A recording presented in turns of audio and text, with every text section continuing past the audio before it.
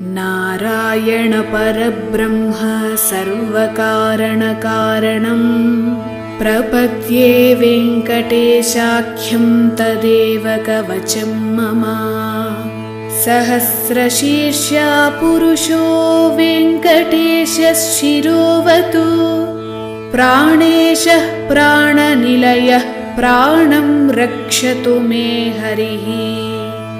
आकाशराट् सुतानाथ आत्मानं मे सदावतु देवदेवोत्तमः पायाद्देहं मे वेङ्कटेश्वरः। सर्वत्र सर्वकार्येषु माङ्गाम्बाजानिरीश्वरः पालयेन्नामकं कर्म साफल्यं नः प्रयच्छतु।